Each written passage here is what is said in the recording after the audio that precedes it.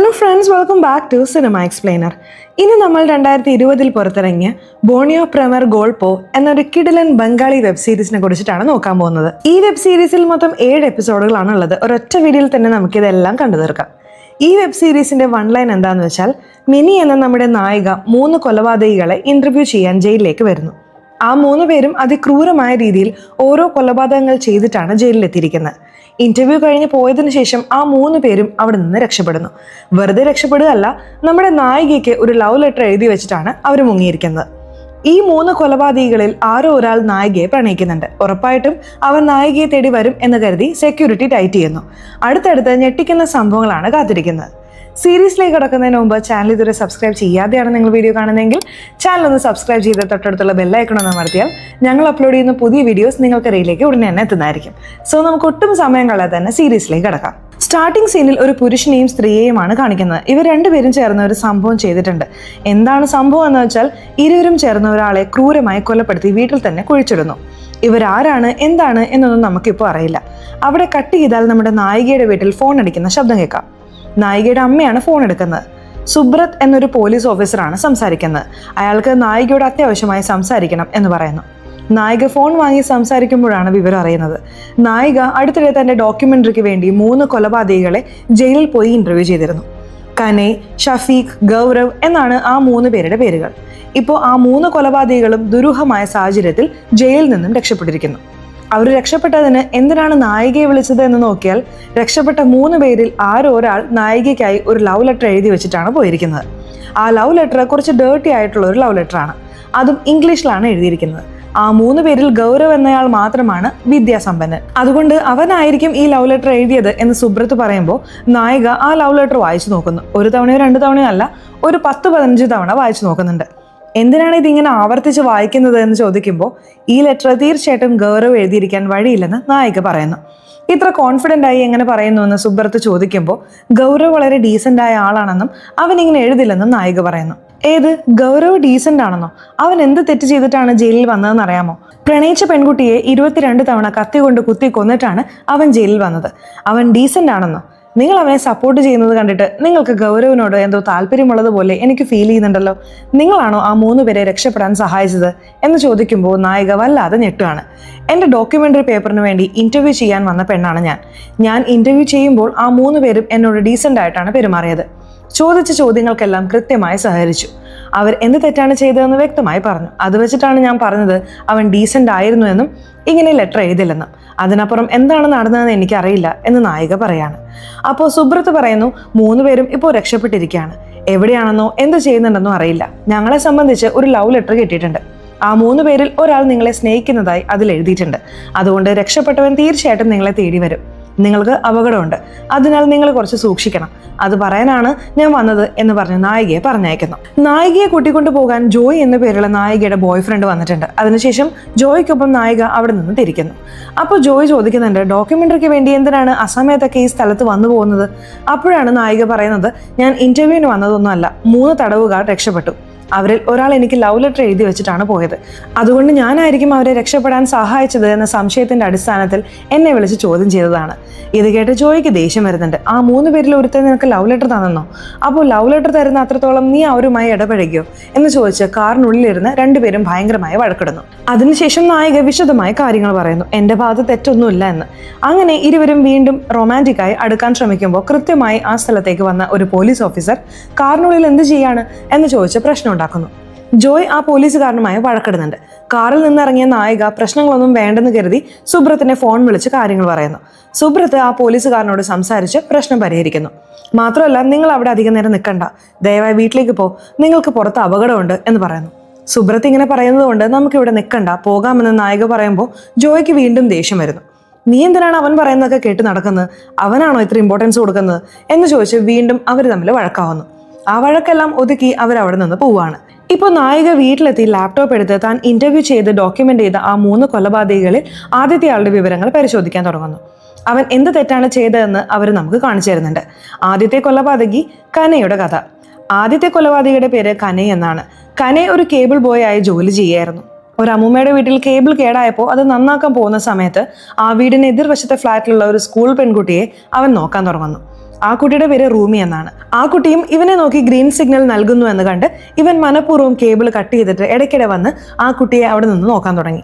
പിന്നീട് ആ കുട്ടി പാനിപൂരി കടയിൽ നിൽക്കുമ്പോൾ ആ കുട്ടിയെ മാത്രം സ്പെഷ്യലായി ട്രീറ്റ് ചെയ്യുക, അവളിൽ നിന്ന് കാശ് വാങ്ങേണ്ട, ഞാൻ തരാം എന്നൊക്കെ പറഞ്ഞ് ആ കുട്ടിയെ ഇംപ്രസ് ചെയ്ത് രണ്ടുപേരും നേരിട്ട് സംസാരിക്കാൻ തുടങ്ങുന്നു. ആ കുട്ടി സ്കൂൾ കട്ട് ചെയ്ത് ഇവനെ കാണാൻ വരിക, രണ്ടുപേരും ഒന്നിച്ച് കറങ്ങുക, കേബിൾ നന്നാക്കാൻ വരുന്ന ബിൽഡിങ്ങിൽ വെച്ച് റൊമാൻസ് ചെയ്യുക എന്നിങ്ങനെ രണ്ടുപേരും വളരെ സന്തോഷത്തോടെ പ്രണയിച്ചുകൊണ്ടിരിക്കുകയായിരുന്നു. നാളെ രണ്ടുപേർക്കും പുറത്തു പോകാമെന്ന് സ്റ്റെപ്പിന് താഴെ നിന്ന് പ്ലാൻ ചെയ്തുകൊണ്ടിരിക്കുമ്പോൾ കൃത്യമായി ആ കുട്ടിയുടെ അച്ഛൻ വന്ന് ഇവർ കൈയോടെ പിടിക്കപ്പെടുന്നു. അച്ഛൻ അവളെ കൂട്ടിക്കൊണ്ടുപോവാണ്. അതിനുശേഷം ആ കുട്ടി എവിടെ പോയി എന്തായെന്ന് ഒരു വിവരവുമില്ല. കനൈ ആ ഏരിയയിലൊക്കെ ചുറ്റി നടന്ന് നോക്കിയെങ്കിലും അവളെക്കുറിച്ച് വിവരമൊന്നും ലഭിച്ചില്ല. പിന്നീടാണ് കനൈ അറിയുന്നത് അവളുടെ അച്ഛൻ പെട്ടെന്ന് തന്നെ അവളെ മറ്റൊരാളെ കൊണ്ട് വിവാഹം കഴിപ്പിച്ചു എന്ന്. ഒട്ടും താല്പര്യമില്ലാതെയാണ് ആ കുട്ടി അയാളെ കല്യാണം കഴിച്ച് ഭർത്താവിന്റെ വീട്ടിലേക്ക് പോകുന്നത്. തുടക്കത്തിൽ റൂമിക്ക് താല്പര്യമില്ലായിരുന്നെങ്കിലും പിന്നീട് ഇതാണ് എന്റെ ജീവിതം എന്ന് കരുതി പൊരുത്തപ്പെട്ട് ജീവിക്കാൻ തുടങ്ങുന്നു. ഭർത്താവും ഭാര്യയും ചേർന്ന് ഒരു കുട്ടി ഉണ്ടാക്കാൻ തീരുമാനിക്കുന്നു. പ്ലാൻ ചെയ്തതുപോലെ തന്നെ അവർക്കൊരു കുട്ടി ജനിക്കുന്നുണ്ട്. റൂമി, ഭർത്താവ്, കുട്ടി, അങ്ങനെ അവർ ജീവിക്കാൻ തുടങ്ങുന്നു. TV ശരിക്കും കാണാൻ പറ്റുന്നില്ല. നന്നാക്കി തരണമെന്ന് റൂമി ആവശ്യപ്പെടുമ്പോൾ ആ TV കേടായെന്ന് തോന്നുന്നു. പുതിയത് വാങ്ങാമെന്ന് പറഞ്ഞ് ഒരു LED TV ഓർഡർ ചെയ്യുന്നു. അതിനൊപ്പം ഫ്രീ ആയി ഡിഷ് കണക്ഷനും ഉണ്ടായിരുന്നു. ഡിഷ് ഇൻസ്റ്റാൾ ചെയ്യാൻ ഒരാൾ വരുന്നുണ്ട്. അത് വേറെ ആരുമല്ല, കനയാണ്. കനയെ കണ്ട ഉടനെ റൂമിക്ക് വല്ലാത്ത ഷോക്കായി. റൂമിയുടെ ഭർത്താവിനോട് ഡിഷ് എവിടെയാണ് വെക്കേണ്ടതെന്ന് ചോദിക്കുമ്പോൾ അദ്ദേഹം അത് കാണിച്ചു കൊടുക്കാൻ ടെറസിലേക്ക് പോകുന്നു. പിന്നാലെ കനയും കൂടെ വന്ന എഞ്ചിനീയറും പോവുകയാണ്.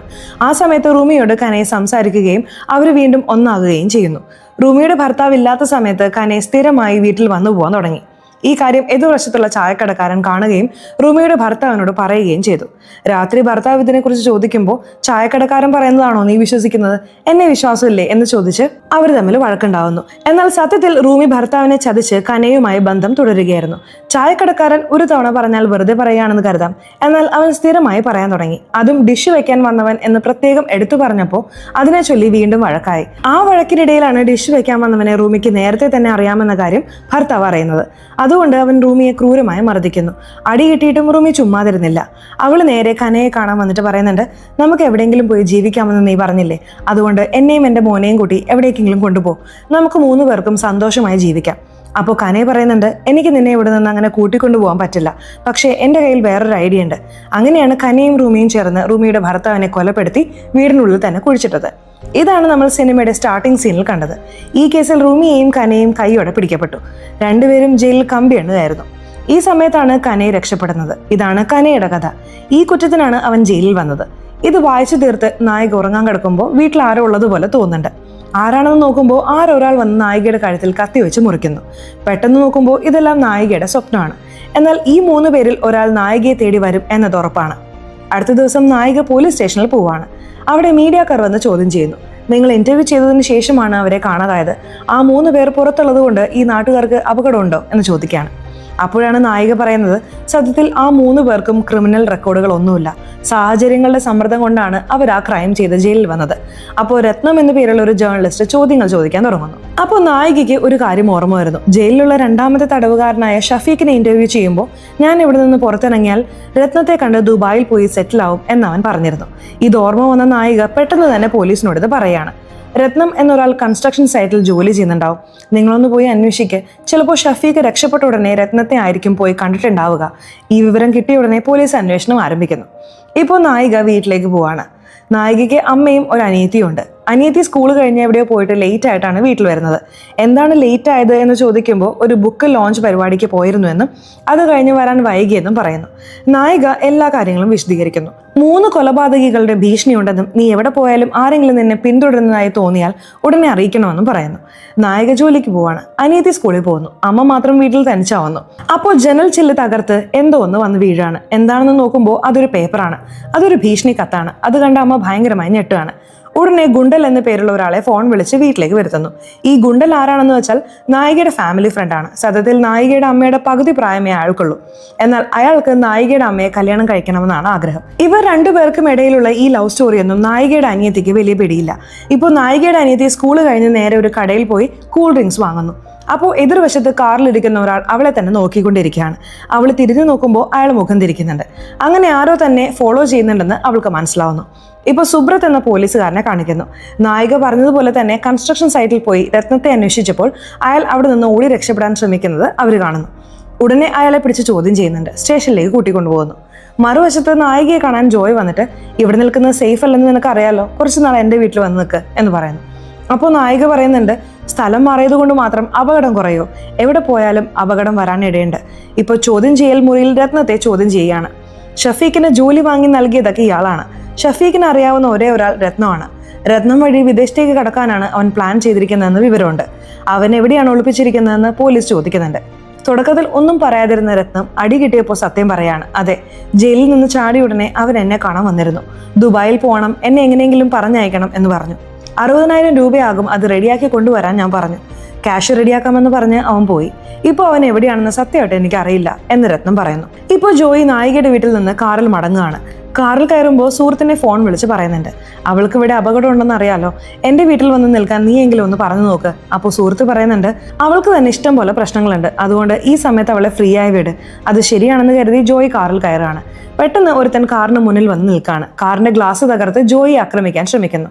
ആ സമയത്ത് എന്ത് ചെയ്യണമെന്ന് അറിയാതെ അവിടെ നിന്ന് രക്ഷപ്പെട്ടാൽ മതിയെന്ന് കരുതി ജോയ് കാർ സ്റ്റാർട്ട് ചെയ്ത് അടുത്തുള്ള പാർക്കിംഗ് ലോട്ടിലേക്ക് കൊണ്ടുപോയി നിർത്തുന്നു. കാറിൽ നിന്നിറങ്ങി ഓടി ഒരു തൂണിന് പിന്നിൽ ഒളിക്കുകയാണ്. എന്നാൽ അവൻ വിടുന്നില്ല. ജോയിയെ കൊല്ലാനായി പിന്തുടർന്ന് വരികയാണ്. അവിടെ വന്നത് മറ്റാരുമല്ല, നമ്മൾ നേരത്തെ കണ്ട കനയാണ്. ചിലപ്പോൾ അവനായിരിക്കും നായികയ്ക്ക് ലവ് ലെറ്റർ കൊടുത്തത്.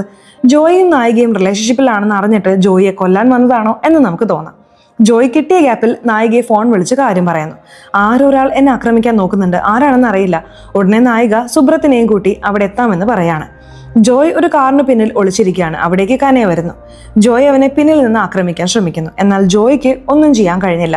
അയാൾ താഴെ വീഴുന്നു. താഴെ വീണ ജോയിയെ കനെ ഒരു ഇരുമ്പ് കമ്പി വെച്ച് ക്രൂരമായി ആക്രമിക്കുന്നു. ഒരു തവണയോ 2 തവണയോ അല്ല, ഭയങ്കരമായി ആക്രമിച്ച് അവിടെ നിന്ന് പോവാണ്. അതിനുശേഷമാണ് നായികയും സുബ്രത്തും അവിടെ എത്തുന്നത്. നീ കാറിലിരിക്കും, ഞാൻ നോക്കിയിട്ട് വരാം എന്ന് പറഞ്ഞ് സുബ്രത്ത് ഇറങ്ങാണ്. കാറിന്റെ ഗ്ലാസ്സിൽ ഒരു കൈ വന്ന് വീഴുന്നു. എന്താണെന്ന് നോക്കുമ്പോൾ അത് ജോയ് ആണ്. രക്തത്തിൽ കുളിച്ചു കിടക്കുകയാണ്. ഉടനെ ജോയിയെ എടുത്ത് ആശുപത്രിയിൽ കൊണ്ടുപോയി അഡ്മിറ്റ് ചെയ്യുന്നു. ഇപ്പോൾ നായികയുടെ അമ്മയും അനിയത്തിയും മാത്രം വീട്ടിലുണ്ട്. ആ സമയത്ത് പവർ കട്ടാവുന്നുണ്ട്. വീടിന്റെ വാതിലിൽ ആരോ ഭയങ്കരമായി മുട്ടുന്ന ശബ്ദം കേൾക്കുന്നു. അമ്മയും മകളും ഭയന്നു പോകുന്നു. ആരാണെന്ന് ചോദിച്ചുകൊണ്ടിരിക്കുമ്പോൾ വാതിൽ തനിയെ തുറക്കുന്നു. നോക്കുമ്പോൾ അത് ഗുണ്ടലാണ്. നീയാണോ? എന്തിനാണ് ഇത്ര ശക്തിയായി മുട്ടിയത്? ഞങ്ങൾ പേടിച്ചിരിക്കുകയായിരുന്നു എന്ന് പറയുന്നു. അപ്പോൾ നായികയുടെ അനിയത്തി ചോദിക്കുന്നുണ്ട്, ഞങ്ങൾ വാതിൽ പൂട്ടിയതാണല്ലോ, നിങ്ങൾ എങ്ങനെയാ തുറന്നത്? നിങ്ങളുടെ കയ്യിൽ വേറെ താക്കോലുണ്ടോ? ഗുണ്ടൽ അതെ എന്ന് പറയുന്നു. ഉടനെ അമ്മ അനിയത്തിക്ക് സംശയം തോന്നാതിരിക്കാൻ എന്തൊക്കെയോ പറഞ്ഞ് അഡ്ജസ്റ്റ് ചെയ്യുന്നുണ്ട്. ഇവർ തമ്മിലുള്ള ബന്ധം അനിയത്തിക്ക് അറിയില്ല. ഇപ്പോൾ നായികയും സുബ്രത്തും ഒരു സ്ഥലത്ത് നിന്ന് ചായ കുടിച്ച് സംസാരിക്കുകയാണ്. അപ്പോൾ നായിക ചോദിക്കുന്നുണ്ട്, നിങ്ങൾക്ക് ഷഫീഖിന്റെ മുഖത്ത് ഒരു വശം പൊള്ളിയതിനെ കുറിച്ച് എന്തെങ്കിലും അറിയാമോ? അറിയില്ലെന്ന് അയാൾ പറയുന്നു. അപ്പോഴാണ് രണ്ടാമത്തെ കൊലപാതകിയായ ഷഫീഖിന്റെ കഥ അവർ പങ്കുവെക്കുന്നത്. രണ്ടാമത്തെ കൊലപാതകി ഷഫീഖിന്റെ കഥ. ഷഫീഖ് ചെറിയ കുട്ടിയായിരുന്നപ്പോൾ അവന്റെ അച്ഛനും അമ്മയും തമ്മിൽ സ്ഥിരമായി വഴക്കിടുമായിരുന്നു. ഷഫീഖിന്റെ അച്ഛൻ സ്ത്രീധനം പ്രതീക്ഷിക്കുന്ന ഒരാളാണ്. നിന്റെ വീട്ടിൽ നിന്ന് എനിക്ക് സ്ത്രീധനം ഒന്നും തന്നില്ല, അതുകൊണ്ട് ഞാൻ വേറൊരു പെണ്ണിനെ കല്യാണം കഴിക്കാൻ പോകുന്നു എന്ന് പറഞ്ഞ് അച്ഛനും അമ്മയും തമ്മിൽ വഴക്കായി. ആ ദേഷ്യത്തിൽ അച്ഛൻ കയ്യിലിരുന്ന ചൂട് ചായ എറിഞ്ഞു. ആ ചായ ഷഫീഖിന്റെ മുഖത്ത് വീണ് ഒരു വശം പൊള്ളി. ചെറുപ്പം മുതലേ അവന്റെ മുഖം ഇങ്ങനെയായി. ഷഫീഖിന് ഒരു ചേട്ടനുണ്ട്. കാണാൻ രണ്ടുപേരും ഒരേപോലെയാണ്. അവരൊന്നിച്ചാണ് വളർന്നത്. ചേട്ടന് വീട്ടുകാർ കല്യാണം ആലോചിക്കുന്നുണ്ട്. നല്ല രീതിയിൽ കല്യാണം നടക്കുന്നു. ഷഫീഖിന്റെ കൂട്ടുകാരൊക്കെ പറയും, നിന്റെ മുഖം ഇങ്ങനെ ആയതുകൊണ്ടാണ് നിനക്ക് പെണ്ണ് കിട്ടാത്തത് എന്ന്. ഷഫീഖും ചേട്ടനും കാണാൻ ഒരുപോലെയാണ്, മുഖത്തെ ആ പാട് മാത്രമാണ് വ്യത്യാസം എന്ന് പറഞ്ഞ് അവനെ കളിയാക്കുമായിരുന്നു. ഷഫീഖ് പറയും, നിങ്ങളൊന്നും മിണ്ടാതിരിക്കെ, ഞാൻ സിറ്റിയിൽ പോയി അവിടെ നിന്നൊരു പെണ്ണിനെ കണ്ടെത്തി കല്യാണം കഴിക്കും, അവിടെ തന്നെ ജോലിയും ചെയ്യും. അങ്ങനെ അവൻ സിറ്റിയിലേക്ക് പോകുന്നു. അവിടെ ഒരു കൺസ്ട്രക്ഷൻ സൈറ്റിൽ ജോലി ചെയ്യുന്നു. അപ്പോഴാണ് അവന് ദുബായിൽ പോയി സെറ്റിൽ ആകണം എന്ന ആഗ്രഹം വരുന്നത്. കൂടെ ജോലി ചെയ്യുന്ന ഒരാൾ, ഇവിടെ രത്നം എന്നൊരാളുണ്ട്, ഞാൻ നിന്നെ അയാളുടെ അടുത്തേക്ക് കൂട്ടിക്കൊണ്ടു പോവാം, അയാൾ നിന്നെ ദുബായിലേക്ക് അയക്കും എന്ന് പറയുന്നു. ഷഫീഖ് അത് സമ്മതിക്കുന്നു. പിന്നീട് അവൻ നാട്ടിലേക്ക് വരുന്നു. ചേട്ടന്റെ ഭാര്യയ്ക്ക് പൗഡറൊക്കെ വാങ്ങി കൊടുക്കുന്നുണ്ട്. അവരും സന്തോഷിക്കുന്നുണ്ട്. രാത്രി ഷഫീഖ് പുറത്താണ് കിടന്നുറങ്ങുന്നത്. വീടിനുള്ളിൽ ചേട്ടനും ഭാര്യയും. അവർ രണ്ടുപേരും സന്തോഷിച്ചിരിക്കുന്ന ശബ്ദം പുറത്ത് കേൾക്കാം. അത് കേൾക്കുമ്പോൾ ഷഫീഖിന് വല്ലാതെ ടെൻഷനാവും. തന്റെ മുഖം ഇങ്ങനെ ആയതുകൊണ്ടാണ് തന്നെ ആർക്കും ഇഷ്ടപ്പെടാത്തത് എന്നൊരു അപകർഷതാബോധം അവനുണ്ടായിരുന്നു. ഒരു ദിവസം റൂം വൃത്തിയാക്കിക്കൊണ്ടിരുന്ന ചേട്ടന്റെ ഭാര്യയോട് അവൻ മോശമായി പെരുമാറാൻ ശ്രമിക്കുന്നു. അവർക്ക് ദേഷ്യം വരികയും അവനെ വഴക്ക് പറയുകയും ചെയ്യുന്നു. മര്യാദയ്ക്ക് പോയി ഭക്ഷണം കഴിച്ച് ഇവിടെ നിന്ന് പൊക്കോ എന്ന് പറയുന്നു. അതിനുശേഷവും അവൻ ശല്യം ചെയ്തുകൊണ്ടിരുന്നു. ഒരു ഘട്ടം കഴിഞ്ഞപ്പോൾ അവൻ നിർബന്ധിക്കാൻ തുടങ്ങി. നീ എൻ്റെ കൂടെ പോര്, നാളെ രാവിലെ നമുക്ക് ദുബായിലേക്ക് പോകാം, അവിടെ ജോലി ചെയ്ത് ഞാൻ നിന്നെ പൊന്നുപോലെ നോക്കാം, നീ എന്നെ കല്യാണം കഴിക്കുക എന്നൊക്കെ പറഞ്ഞ് ടോർച്ചർ ചെയ്യാണ്. നിന്റെ ചേട്ടൻ വന്നാൽ ഞാൻ ഇതൊക്കെ പറയും, അവൻ നിന്നെ വെട്ടിക്കൊല്ലു എന്ന് പറഞ്ഞ് അവരവനെ ഓടിച്ചു വിടുകയാണ്. രാത്രി ചേട്ടൻ വരുമ്പോൾ ഭാര്യ ഇതൊന്നും പറയുന്നില്ല. പകരം എനിക്ക് എൻ്റെ ഭർത്താവിനെ ജീവനാണ് എന്ന് കാണിക്കാൻ വേണ്ടി അവർ അന്ന് രാത്രി വേണമെന്ന് വെച്ച് കൂടുതൽ അടുത്തിടപഴകുന്നു. ഇത് കേൾക്കുന്ന ഷഫീഖിന് ഭയങ്കര ദേഷ്യം വരുന്നു. അടുത്ത ദിവസം രാവിലെ നാട്ടുകാർ വീടിന് മുന്നിൽ കൂടി നിൽക്കുന്നു. എന്താണെന്ന് നോക്കുമ്പോൾ ചേട്ടനെയും ഭാര്യയും കൊലപ്പെടുത്തിയിട്ട് ഷഫീഖ് അവിടെ നിന്ന് രക്ഷപ്പെട്ടിരുന്നു. ആ കേസിലാണ് അവൻ അറസ്റ്റിലായി ജയിലിൽ വന്നത്. ഇപ്പോൾ പ്രസന്റിൽ സുബ്രത്തിനോട് മീഡിയക്കാർ ചോദിക്കുന്നുണ്ട്, 3 ക്രിമിനലുകൾ രക്ഷപ്പെട്ടിരിക്കുന്നു, പിടിക്കാൻ എന്ത് നടപടിയാണ് എടുത്തത്? പ്രിന്റ് മീഡിയയിലും ഡിജിറ്റൽ മീഡിയയിലും ഒക്കെ ഫോട്ടോ കൊടുത്തിട്ടുണ്ടെന്നും പെട്ടെന്ന് തന്നെ കണ്ടുപിടിക്കുമെന്നും അയാൾ ഉറപ്പോടെ പറയുന്നു. ഇപ്പോൾ നായികയുടെ ബോയ്ഫ്രണ്ട് ജോയ് ആശുപത്രിയിൽ നിന്ന് ഡിസ്ചാർജ് ആയി വീട്ടിൽ വരുന്നു. നായിക വീട്ടിൽ പോയി അവനോട് മാപ്പ് ചോദിക്കുന്നു. എന്നെ കൊണ്ടാണല്ലോ ആ ക്രിമിനൽ നിന്നെ കൊല്ലാൻ വന്നത്, എന്നോട് ക്ഷമിക്ക് എന്നൊക്കെ പറഞ്ഞ് ആശ്വസിപ്പിക്കുന്നു. മറുവശത്ത് 3ാമത്തെ കൊലയാളി ഗൗരവ് ജയിലിൽ നിന്ന് നേരെ അവന്റെ വീട്ടിലേക്കാണ് പോയത്. വീട്ടിലുള്ള എല്ലാവർക്കും ഗൗരവിനോട് വലിയ ദേഷ്യമാണ്. ഗൗരവിന് ചേട്ടൻ, അനിയത്തി, അച്ഛൻ, അമ്മ എന്നിവരാണുള്ളത്. അനിയത്തി വിവാഹിതയും ഒരു പെൺകുട്ടിയുടെ അമ്മയുമാണ്. ഗൗരവ് ചെയ്ത ഒരു കൊലപാതകം കാരണം ഇവരുടെ കുടുംബം തന്നെ തലകീഴായി മാറി. അച്ഛന് വയ്യാതായി ആശുപത്രിയിലാണ്. അനിയത്തിയുടെ ഭർത്താവ് ഇനി ഞാൻ ഇവളുടെ കൂടെ ജീവിക്കില്ല എന്ന് പറഞ്ഞ് കുഞ്ഞുമായി അവളെ വീട്ടിലേക്ക് പറഞ്ഞയച്ചു. ചേട്ടന്റെ ജോലി പോയി. ഒരു കൊലപാതകിയുടെ കുടുംബം എന്ന് പേരുണ്ടാക്കി തന്നിട്ടല്ലടാ, നീ കാരണമാണ് ഞങ്ങളുടെ ജീവിതം നശിച്ചത്. ജയിലിൽ നിന്ന് രക്ഷപ്പെട്ട് എന്തിനാടാ ഇങ്ങോട്ടേക്ക് വന്നത്? ഇവിടെ നിന്ന് പൊക്കോ എന്ന് പറഞ്ഞ് എല്ലാവരും അവനെ ചീത്ത വിളിക്കുന്നു. എന്ത് തന്നെയായാലും അമ്മയ്ക്ക് ഗൗരവനോട് സ്നേഹമുണ്ട്. അതുകൊണ്ട് വീട്ടിൽ വന്ന് അവന് ഭക്ഷണം കൊടുത്തിട്ട്, അച്ഛൻ്റെ ചികിത്സയ്ക്കുള്ള കുറച്ച് കാശാണിത്, ഇതും വെച്ച് എവിടേക്കെങ്കിലും പോ, പക്ഷേ ഇങ്ങോട്ടേക്ക് വരരുത് എന്നും പറയുന്നു. ഗൗരവ് ഭക്ഷണം കഴിച്ചിട്ട് അവിടെ നിന്ന് പോകുന്നു. അവൻ പോയ ഉടനെ പോലീസ് വീട്ടിൽ വരുന്നു. അവൻ ഇവിടെ വന്നു എന്ന് ഞങ്ങൾക്കറിയാം, പറയും എന്ന് പറഞ്ഞ് ഭീഷണിപ്പെടുത്തുന്നു. അവനിവിടെ ഇല്ല, അവൻ വന്നിരുന്നു. പക്ഷേ ഒരു അമ്മ എന്ന നിലയിൽ മകനെ കണ്ടപ്പോൾ സങ്കടം വന്നു, അതുകൊണ്ട് ഭക്ഷണം കൊടുത്ത് പറഞ്ഞയച്ചു. ഇപ്പോൾ എവിടെയാണെന്ന് അറിയില്ല എന്നമ്മ പറയുന്നു. ഇപ്പോൾ നായിക കാറിൽ ജോയിയെ കാണാൻ വീട്ടിലേക്ക് വരികയാണ്. ജോയിക്ക് ഭക്ഷണം കൊണ്ടുവന്നതാണ്. എന്നാൽ അപ്പാർട്ട്മെന്റിൽ വലിയ ആൾക്കൂട്ടം. അവിടെ എന്തോ സംഭവിച്ചിട്ടുണ്ടെന്ന് മാത്രം മനസ്സിലാവുന്നുണ്ട്. എന്നാൽ നായികയെ സുബ്രത്ത് അകത്തേക്ക് കയറ്റി വിടുന്നില്ല. എന്താണ് സംഭവിച്ചത് എന്ന് ചോദിക്കുമ്പോൾ അറിയുന്നുണ്ട്, ജോയിയെ ആ ക്രിമിനലുകൾ അകത്ത് കയറി കൊലപ്പെടുത്തിയിരിക്കുന്നു എന്ന്. ആ കൂട്ടത്തിൽ കനയും നിന്ന് ഇത് കാണുന്നുണ്ടായിരുന്നു. അവൻ അവിടെ നിന്ന് നടന്നു പോകുന്നു. ഇതിൽ നിന്ന് തന്നെ വ്യക്തമാണ് ജോയിയെ കൊന്നത് കനയാണെന്ന്. അവനൊരു ലോഡ്ജിൽ റൂം എടുത്തിട്ടാണ് താമസിക്കുന്നത്. ഇപ്പോൾ നായികയുടെ അമ്മ വീട്ടിലിരുന്ന് ഭയങ്കരമായി സങ്കടപ്പെടുന്നു. ജോയ് വളരെ നല്ല പയ്യനാണ്, എൻ്റെ മോൾക്ക് പറ്റിയ പയ്യൻ, അവൻ ഇങ്ങനെ സംഭവിച്ചല്ലോ എന്നൊക്കെ പറഞ്ഞ് വിഷമിക്കുന്നു. സുബ്രത്ത് വീട്ടിൽ വന്ന് ആശ്വസിപ്പിക്കാൻ നോക്കുന്നുണ്ട്. എന്നാൽ നായിക ദേഷ്യപ്പെടുകയാണ്. എന്നെ ആശ്വസിപ്പിക്കാൻ വരണ്ട, നിങ്ങളുടെ ജോലി ശരിക്ക് ചെയ്യും, നിങ്ങൾ ശരിക്ക് ജോലി ചെയ്തിരുന്നെങ്കിൽ ഇപ്പോൾ ജോയ് മരിക്കില്ലായിരുന്നു എന്ന് പറഞ്ഞ് വഴക്കിടുന്നു. നായികയ്ക്ക് ജോയുടെ ഓർമ്മകൾ മാത്രമാണ്. അതുകൊണ്ട് ജോയുടെ ആ വീട്ടിലേക്ക് നായിക പോവുകയാണ്. അവിടെ ക്രൈം സീൻ മാർക്ക് ചെയ്തിട്ടുണ്ട്. നായിക ആ വീട്ടിലേക്ക് കയറുമ്പോൾ നായികയെ ആരോ ഫോളോ ചെയ്യുന്നതായി സുരക്ഷയ്ക്കായി വന്ന പോലീസുകാരൻ കണ്ട് ഇൻഫോം ചെയ്യുന്നു. നായിക ആ വീട്ടിൽ പോയി ജോയുമായിട്ടുള്ള ഓർമ്മകളെക്കുറിച്ച് ചിന്തിച്ച് നിൽക്കുമ്പോൾ പെട്ടെന്ന് അവിടെ മുഖംമൂടി ധരിച്ച ഒരാൾ വന്ന് ഭീഷണിപ്പെടുത്തുന്നു. കാശുത എന്ന് പറയുന്നു. ഉടനെ ബാക്കപ്പിന് വന്ന പോലീസുകാർ അവനെ പിടിക്കുന്നു. അവൻ വേറെ ആരുമല്ല, ഷഫീഖാണ്. ഇന്ത്യ വിട്ടുപോകാൻ 60,000 രൂപ വേണമെന്ന് രത്നം പറഞ്ഞിരുന്നല്ലോ, ആ കാശ് നായികയിൽ നിന്ന് വാങ്ങാനാണ് അവൻ ഭീഷണിപ്പെടുത്താൻ വന്നത്. അങ്ങനെ രക്ഷപ്പെട്ട 3 പേരിൽ ഷഫീഖിനെ വീണ്ടും അറസ്റ്റ് ചെയ്തു. ഇനി കനയും ഗൗരവും പുറത്തുണ്ട്. ഇപ്പോൾ നായികയുടെ അമ്മ അടുക്കളയിൽ പാചകം ചെയ്തുകൊണ്ടിരിക്കുമ്പോൾ ഗുണ്ടൽ വന്ന് പെട്ടെന്ന് തന്നെ എല്ലാ പ്രശ്നങ്ങളും തീരും എന്നൊക്കെ പറഞ്ഞ് റൊമാൻറ്റിക്കായി സംസാരിക്കുന്നു. ഇത് കാണുന്ന നായികയുടെ അനിയത്തി, ഇത്രയും നാളായിട്ട് ഇവിടെ ഇതൊക്കെയാണോ നടക്കുന്നത്? നിങ്ങളെ ഓർത്ത് എനിക്ക് ഒരുപാട് നാണക്കേട് തോന്നുന്നു എന്ന് പറഞ്ഞ് അമ്മയെ ചീത്ത വിളിക്കുന്നു. നിങ്ങളുടെ പകുതി പ്രായമുള്ള ഒരാളുമായി റിലേഷൻഷിപ്പിൽ ഇരിക്കാൻ നിങ്ങൾക്ക് നാണമില്ലേ എന്ന് ചോദിക്കുന്നു. ഇപ്പോൾ കനയെ താമസിക്കുന്ന ആ ലോഡ്ജിന് അടുത്തുള്ള വീട്ടിലെ അമ്മൂമ്മ അവനെ സംശയത്തോടെ നോക്കുന്നു. അവൻ ജനലടച്ച് ഉള്ളിൽ തന്നെ ഇരിക്കുകയാണ്. ഇപ്പോൾ സുബ്രത്തിനെ കാണാൻ ജോയുടെ മാതാപിതാക്കൾ വരുന്നു. എൻ്റെ മകനെ കൊന്നവനെ പിടിച്ചോ എന്ന് ചോദിക്കുന്നു. അപ്പോഴാണ് അവർ പറയുന്നത്, ഞങ്ങൾ പിടിച്ചത് ഷഫീഖിനെയാണ്, എന്നാൽ നിങ്ങളുടെ മകനെ കൊന്നത് ആരാണെന്ന് ഇതുവരെ കണ്ടുപിടിച്ചിട്ടില്ല. ഗൗരവോ കനയോ ആയിരിക്കാം, ഉടനെ പിടിക്കും എന്ന് സുബ്രത്ത് പറയുന്നു. ഇപ്പോഴാണ് ഗൗരവ് എന്ന 3ാമത്തെ ആളുടെ കഥ കാണിക്കുന്നത്. 3ാമത്തെ കൊലപാതകി ഗൗരവിന്റെ കഥ. ഗൗരവ് നല്ല എഡ്യൂക്കേറ്റഡ് ആയ ഒരാളാണ്. അവനൊരു കോൾ സെന്ററിലാണ് വർക്ക് ചെയ്തിരുന്നത്. അവിടെയുള്ള ഒരു പെൺകുട്ടി അവന് ഭയങ്കരമായി ഇഷ്ടമായിരുന്നു. ആ കുട്ടിയും ഗൗരവിനോട് നന്നായി സംസാരിക്കും. ആ കുട്ടി വളരെ ഇന്നസെന്റ് ആണെന്ന് ഗൗരവിന് തോന്നി. അവർ ടാക്സിയിൽ പോകുമ്പോഴൊക്കെ ആ കുട്ടി വളരെ താല്പര്യത്തോടെ ഗൗരവനോട് സംസാരിക്കും. അതുകൊണ്ട് തന്നെ ഗൗരവന് അവളെ വലിയ ഇഷ്ടമാണ്. കോൾ സെന്ററിൽ കസ്റ്റമറുമായി എന്തെങ്കിലും പ്രശ്നം ഉണ്ടായാൽ ആ കുട്ടി കോൾ നേരെ ഗൗരവന് കൈമാറും. ഗൗരവ് അത് വളരെ വൃത്തിയായി സോൾവ് ചെയ്യും. നിങ്ങൾ പുറത്ത് വേറൊരു രീതിയിലാണെങ്കിലും ജോലിയിൽ വളരെ പ്രൊഫഷണൽ ആണ്, യു ആർ ഗ്രേറ്റ് എന്നൊക്കെ പറഞ്ഞ് അവൾ അവനെ പുകഴ്ത്തുമായിരുന്നു. എന്നാൽ പിന്നീട് ആ കുട്ടി അതേ ഓഫീസിലെ മറ്റൊരു പയ്യനുമായി വളരെ അടുപ്പത്തിലായിരുന്നു. ഗൗരവനെ കണ്ടില്ലെന്ന് നടിക്കാൻ തുടങ്ങി. എപ്പോഴും എല്ലാവരും ഒരേ ക്യാബിലാണ് പോയിക്കൊണ്ടിരുന്നത്. എന്നാൽ പിന്നീട് ആ കുട്ടിയും പുതിയ പയ്യനും അവൻ്റെ സ്വന്തം വണ്ടിയിൽ ഓഫീസിൽ വരാനും പോകാനും തുടങ്ങി. ഗൗരവ് ഇതൊന്നും മൈൻഡ് ചെയ്യാതെ സൈലന്റ് ആയിരുന്നു. ഒരു ദിവസം ആ കുട്ടി ഗൗരവന് ഒരു മെസ്സേജ് അയച്ചിട്ട് മാറി അയച്ചതാണെന്ന് പറഞ്ഞ് ഡിലീറ്റ് ചെയ്തിട്ട് അതേ മെസ്സേജ് മറ്റേ പയ്യൻ അയക്കുന്നു. ഇത് ഗൗരവന് വലിയ ദേഷ്യം ഉണ്ടാക്കി. ആ കുട്ടി വാഷ്റൂമിലാണെന്നും അവൾക്ക് പേഴ്സണൽ പ്രോബ്ലം ഉണ്ടെന്നും പറഞ്ഞ് ആ പയ്യനോട് സഹായം ചോദിക്കുന്ന മെസ്സേജ് ഗൗരവന് അയച്ചിട്ട് അത് ഡിലീറ്റ് ചെയ്ത് മറ്റവന് തന്നെ അയച്ചു. ഇത് കണ്ട് ദേഷ്യം വന്ന ഗൗരവ് ആ പയ്യന്റെ അടുത്ത് പോയിട്ട്, ഇത് എൻ്റെ ഫ്ലോറാണ്, ഇവിടെ സ്റ്റാഫിന് എന്തെങ്കിലും പ്രശ്നം ഉണ്ടെങ്കിൽ ഞാനാണ് ഹെൽപ്പ് ചെയ്യേണ്ടത് എന്ന് പറഞ്ഞ് അവനെ വാഷ്റൂമിലേക്ക് തള്ളിയിടുന്നു. എന്നിട്ട് ഗൗരവ് വാഷ്റൂമിലേക്ക് കയറി പോകുന്നു. തിരിച്ചു വരുമ്പോൾ അവന്റെ ദേഹത്ത് മുഴുവൻ രക്തമായിരുന്നു. ഉള്ളിൽ എന്താണ് നടന്നതെന്ന് വെച്ചാൽ ആ കുട്ടിയോട് റേപ്പ് അറ്റംപ്റ്റ് ചെയ്യുകയും അതിനുശേഷം പേപ്പർ കട്ടർ ഉപയോഗിച്ച് 22 തവണ ആ കുട്ടിയെ കുത്തി കൊലപ്പെടുത്തുകയുമാണ് ചെയ്തത്. എന്നിട്ട് അവൻ പോയി കീഴടങ്ങി. ഈ സംഭവത്തിനാണ് ഗൗരവ് ജയിലിലായത്. എഡ്യൂക്കേറ്റഡ് ആയിട്ടും നല്ലൊരു പോസ്റ്റിൽ ഇരുന്നിട്ടും സ്വന്തം മൈൻഡ് കൺട്രോൾ ചെയ്യാൻ പറ്റാതെയാണ് അവൻ ഈ ക്രൈം ചെയ്തത്. ഇപ്പോൾ പ്രസന്റിൽ മറ്റു രണ്ടുപേർക്കും ഒപ്പം ഗൗരവും രക്ഷപ്പെട്ടിരിക്കുകയാണ്. ഈ 3 പേരിൽ വിദ്യാഭ്യാസം ഉള്ളത് ഗൗരവിന് മാത്രമാണ്. അതുകൊണ്ട് ആ ലവ് ലെറ്റർ എഴുതിയത് അവനായിരിക്കും എന്ന് സുബ്രത്ത് സംശയിക്കുന്നു. നായിക പറയുന്നുണ്ട് ഗൗരവ് കോൾ സെന്ററിൽ ജോലി ചെയ്തുകൊണ്ട് അവന് ട്രാവൽ കമ്പനി ഓണേഴ്സിനെ അറിയാമായിരിക്കും. വിദേശത്തേക്കോ മറ്റോ രക്ഷപ്പെടാൻ അവൻ അവരോട് സഹായം ചോദിച്ചിട്ടുണ്ടാവും. അങ്ങനെ ഓണേഴ്സിനെയൊക്കെ കണ്ട് അന്വേഷിക്കുമ്പോൾ ഗൗരവ് അവരെ ആരെയും കണ്ടിട്ടില്ലെന്ന് മനസ്സിലാവുന്നു. നായികയുടെ അനിയത്തി റോഡിലൂടെ നടന്നു പോകുമ്പോൾ പിന്നിൽ ആരോ ഫോളോ ചെയ്യുന്നതായി തോന്നുന്നു.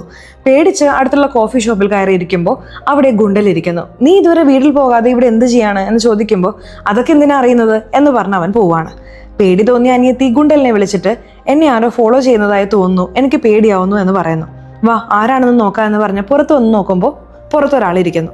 ആരാ നിങ്ങൾ? എന്തിനാണ് ഫോളോ ചെയ്യുന്നത്? പോലീസിനെ വിളിക്കണോ എന്ന് ചോദിക്കുമ്പോൾ അയാൾ പറയുന്നുണ്ട് സത്യത്തിൽ ഞാൻ തന്നെയാണ് പോലീസ്. ആ കുട്ടിക്ക് ഭീഷണി ഉള്ളത് കൊണ്ട് സുരക്ഷാ ചുമതലയിലുള്ളതാണ്. ഇത് കേട്ട അനിയത്തി വീട്ടിലേക്ക് പോവാണ്. നായിക ജോയി മരിച്ച സങ്കടത്തിൽ ഭയങ്കരമായി ഫീൽ ചെയ്യാണ്. കരഞ്ഞുകൊണ്ടിരിക്കുന്നു. അമ്മ വന്ന് ഉപദേശിച്ചിട്ടും മാനസിക സമ്മർദ്ദം താങ്ങാനാവാതെ നായിക മദ്യപിക്കാൻ ഒരു സ്ഥലത്തേക്ക് പോവാണ്. അവിടെ സുബ്രത്ത് ഉണ്ട്. അയാൾ എല്ലാവർക്കും മദ്യം ഒഴിച്ചു കൊടുക്കുന്നു. നായികയോട് സംസാരിക്കാൻ തുടങ്ങുന്നു. നീ വിഷമിക്കണ്ട, എല്ലാം ശരിയാവും. സത്യത്തിൽ എനിക്കും നിന്നോട് താല്പര്യമുണ്ട്. ജോയി മരിച്ചാൽ എന്താ, ഞാൻ നിന്നെ നല്ലപോലെ നോക്കിക്കൊള്ളാം എന്ന് പറഞ്ഞ് അവിടെ വെച്ച് നായികയെ പ്രപ്പോസ് ചെയ്യുന്നു. നായികയ്ക്ക് എന്ത് പറയണമെന്ന് അറിയില്ല. ഈ സമയത്ത് ഗൗരവ് നായികയെ കോണ്ടാക്ട് ചെയ്യുന്നു. നായിക തനിച്ച് ഗൗരവിനെ കാണാൻ പോകുന്നു. ചെന്ന ഉടനെ നായിക വഴക്കിടുന്നുണ്ട്. എന്തിനാണ് നീ ജോയിയെ കൊന്നത് എന്ന് ചോദിച്ചു. അപ്പോഴാണ് ഗൗരവ് പറയുന്നത് ഞാനൊന്നും ജോയിയെ കൊന്നിട്ടില്ല. പിന്നെ ആരാണ് കൊന്നത് എന്ന് ചോദിക്കുമ്പോൾ അവിടെയാണ് വലിയൊരു ട്വിസ്റ്റ്. നീ വിശ്വസിച്ചിരിക്കുന്ന ആ സുബ്രത്ത് ഉണ്ടല്ലോ, ആ പോലീസ് ഓഫീസർ, അയാളാണ് നിന്റെ ബോയ് ഫ്രണ്ട് ജോയിയെ കൊന്നത് എന്ന് ഗൗരവ് പറയുന്നു. നായികയ്ക്ക് ഭയങ്കര ഷോക്ക് ആവുന്നുണ്ട്. ഗൗരവ് തുടരുന്നു. അതെ, സുബ്രത്തിന് നിന്റെ മേലൊരു കണ്ണുണ്ട്. അയാൾ നിന്നെ ലവ് ചെയ്യുന്നുണ്ട്. അതിന് തടസ്സം ജോയാണ്. അതുകൊണ്ടാണ് ജോയിയെ കൊല്ലാൻ തീരുമാനിച്ചത്. മാത്രമല്ല നീ ഞങ്ങളെ 3 പേരെയും ഇന്റർവ്യൂ ചെയ്യുമ്പോൾ അയാൾ അവിടെ നിന്ന് എല്ലാം കാണുന്നുണ്ടായിരുന്നു. നിന്നെ സ്വന്തമാക്കാൻ വേണ്ടിയിട്ടാണ് ഞങ്ങളെ 3 പേരെയും അവൻ രക്ഷപ്പെടാൻ സഹായിച്ചത്. ഈ സത്യം നിന്നോട് പറയണമെന്ന് തോന്നി, അതുകൊണ്ടാണ് വന്നത്. മാത്രമല്ല ജോയിയുടെ വീട്ടിൽ മൊബൈൽ ഫോണുണ്ട്, അതിൽ സുബ്രത്തിനെതിരെയുള്ള തെളിവുകളുണ്ട് എന്ന് പറഞ്ഞിട്ട് ഞാൻ ജമ്മു കാശ്മീരിലേക്ക് രക്ഷപ്പെടുകയാണ് എന്ന് പറഞ്ഞ് ഗൗരവ് പോകുന്നു. ഇപ്പോൾ ലോഡ്ജിനടുത്തുള്ള അമ്മുമ്മ പോലീസിനെ ഇൻഫോം ചെയ്യുന്നുണ്ട്. പോലീസ് അവിടെ വന്ന് ചെക്ക് ചെയ്യുമ്പോൾ അവിടെ നിന്ന് കനെ ഓടി രക്ഷപ്പെടുന്നു. ഈ തവണയും അവനെ പോലീസിന്റെ കയ്യിൽ കിട്ടിയില്ല. നായികയ്ക്ക് വല്ലാത്തൊരു അവസ്ഥയാണ്. വീട്ടിൽ സുബ്രത്ത് വരുന്നു. ഫാമിലിയോട് നോർമലായി സംസാരിക്കുന്നു. എന്നാൽ നായികയ്ക്ക് നോർമലായി സംസാരിക്കാൻ പറ്റുന്നില്ല. കാരണം തന്റെ ബോയ് ഫ്രണ്ടിനെ കൊന്നത് ഇവനാണെന്ന് അവൾക്കറിയാമല്ലോ. കൃത്യമായി അപ്പോൾ പോലീസുകാർ നായികയെ വിളിപ്പിക്കുന്നു. അവിടെ ചെല്ലുമ്പോഴാണ് അറിയുന്നത് ജോയുടെ വീട്ടിൽ പരിശോധന നടത്തിയപ്പോൾ അവന്റെ ഡയറിക്കുള്ളിൽ നിന്നൊരു ഫോൺ കിട്ടി. അതിലെ വീഡിയോയിൽ സുബ്രത്ത് എന്നെ കൊല്ലാൻ നോക്കുന്നു എന്ന് ജോയ് റെക്കോർഡ് ചെയ്തിട്ട് വെച്ചിട്ടുണ്ടായിരുന്നു. അതൊരു തെളിവ്. അതുമാത്രമല്ല 3 പേരിൽ ഒരുത്തൻ ലവ് ലെറ്റർ തന്നുവെന്ന് പറഞ്ഞ് സുബ്രത്ത് ഒരു ലെറ്റർ കാണിച്ചില്ലേ, അതിലെ മഷി ഒരു പെൻ ഉപയോഗിച്ച് എഴുതിയതാണ്. ആ പെൻ സുബ്രത്തിന്റെ വീട്ടിൽ നിന്ന് പോലീസ് കണ്ടെത്തിയിട്ടുണ്ട്.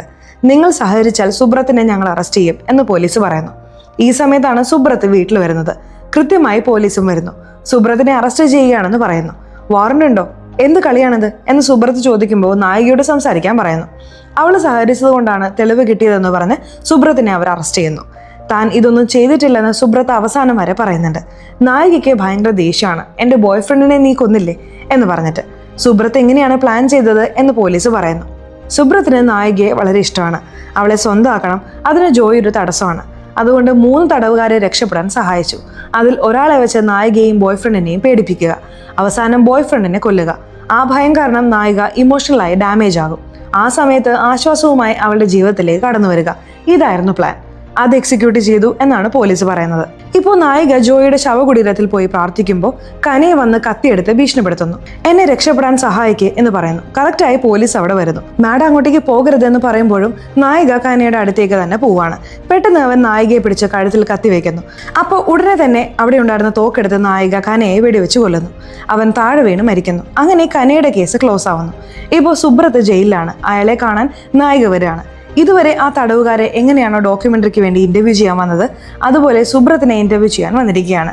സത്യത്തിൽ സുബ്രത്ത് ഒരു തെറ്റും ചെയ്തിട്ടില്ല. എല്ലാ തെറ്റും ചെയ്തത് നമ്മുടെ നായികയാണ്.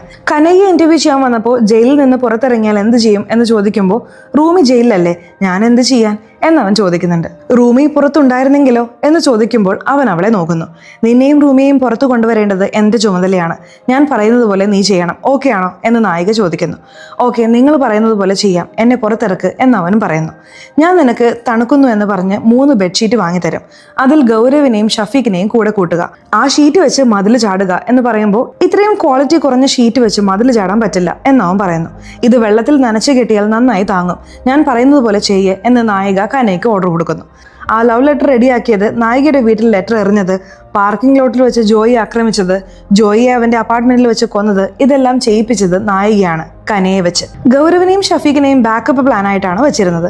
അവരോടൊന്നും പറഞ്ഞിരുന്നില്ല. സുബ്രത്ത് കൊല്ലാൻ നോക്കുന്നതായി വീഡിയോ റെക്കോർഡ് ചെയ്യാനും പറഞ്ഞ് ജോയിയെ ഭീഷണിപ്പെടുത്തി ചെയ്യിപ്പിച്ചത് നായികയുടെ പ്ലാൻ ആയിരുന്നു. റുമിക്ക് വേണ്ടി എന്ത് ചെയ്യാനും തയ്യാറായി കണ്ണുമൂടി കെട്ടിയ പ്രണയത്തിലായിരുന്നു കനയെ. ആ പ്രണയം നായിക തന്റെ സ്വാർത്ഥതയ്ക്കായി ഉപയോഗിച്ചു. എന്തിനാണ് ഇതെല്ലാം ചെയ്തത് എന്ന് ചോദിച്ചാൽ, ഈ കൊലപാതകികളെ ഇന്റർവ്യൂ ചെയ്ത് ഡോക്യുമെന്ററി എടുക്കുന്നുണ്ടല്ലോ, ആ സ്റ്റോറി കുറച്ചുകൂടി സ്പൈസ് അപ്പ് ചെയ്ത് അവതരിപ്പിച്ചാൽ തനിക്ക് വലിയ ഫേമസ് ആകാം എന്ന ആർത്തി കൊണ്ടാണ് ഇങ്ങനെ ഒരു സംഭവം അത്രയും ചെയ്തത്. കനയ്ക്ക് റൂമിയോടുള്ള സ്നേഹത്തെ നായിക മുതലെടുത്തു. നീ സ്നേഹിച്ച ജോയി എന്ത് ചെയ്തു? അവനെ എന്തിനാ കൊന്നത് എന്ന് ചോദിക്കുമ്പോൾ, ഒന്ന് നേടണമെങ്കിൽ ഒന്ന് നഷ്ടപ്പെടുത്തണം, അതുകൊണ്ട് ജോയിയെ സാക്രിഫൈസ് ചെയ്തു എന്ന് വളരെ നിസ്സാരമായി നായിക പറയുന്നു. സത്യത്തിൽ റൂമിയെ പുറത്തു കൊണ്ടുവരാമെന്ന് പറഞ്ഞാണല്ലോ കനയെ കൊണ്ട് ഇതെല്ലാം ചെയ്യിപ്പിച്ചത്. എന്തിനാ അത് ചെയ്യാത്തത് എന്ന് ചോദിക്കാനാണ് അവൻ ശവകുടീരത്തിനടുത്ത് വന്ന് ഭീഷണിപ്പെടുത്തിയത്. അപ്പോൾ പോലീസ് വരുമല്ലോ, അവരെ ഉപയോഗിച്ച് സെൽഫ് ഡിഫെൻസ് എന്ന പേരിൽ അവനെ വെടിവെച്ചു കൊന്ന നായിക തടിയൂരി. കനയെ ജീവിച്ചിരുന്നാൽ സത്യം പുറത്തു വരുമെന്ന് പേടിച്ചിട്ടാണ് നായിക അവനെ കൊന്നത്. സെൽഫ് ഡിഫെൻസിന്റെ പേരിൽ കൊന്നതുകൊണ്ട് നായികയുടെ പേരിൽ കേസ് വരില്ല.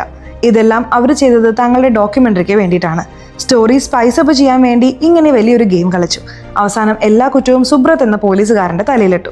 ഇപ്പോൾ സുബ്രത്ത് പറയുന്നുണ്ട്, ഞാൻ പുറത്തു വന്നതിന് ശേഷം നിന്നെ വെറുതെ വിടില്ല.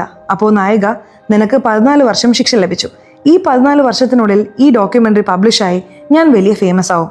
നീ പുറത്തു വന്നാലും നിനക്കൊന്നും തെളിയിക്കാൻ കഴിയില്ല എന്ന് പറയുന്നു. അപ്പോൾ സുബ്രത്ത്, ഞാൻ 14 വർഷം ശിക്ഷ അനുഭവിച്ചിട്ട് വരാമെന്നൊന്നും പറഞ്ഞില്ലല്ലോ. ഇവിടുത്തെ തടവുകാർ ഈസിയായി രക്ഷപ്പെടുമ്പോൾ ഞാൻ ഈ ജയിലിൽ ജോലി ചെയ്തവനാണ്. ഇതിന്റെ എല്ലാ കോർണറും എനിക്കറിയാം. ഞാൻ വിചാരിച്ചാൽ ഈസിയായി രക്ഷപ്പെടാം. ഞാൻ പെട്ടെന്ന് തന്നെ വരും എന്ന് പറയുന്നു. വാ കണ്ടറിയാം എന്ന് പറഞ്ഞ് നായിക അവിടെ നിന്ന് ചിരിച്ചുകൊണ്ട് പോകുന്നു. ഇതോടെ ഈ സീരീസ് അവസാനിക്കുന്നു. സോ കഥ എങ്ങനെയുണ്ടായിരുന്നു? ഇഷ്ടപ്പെട്ടോ?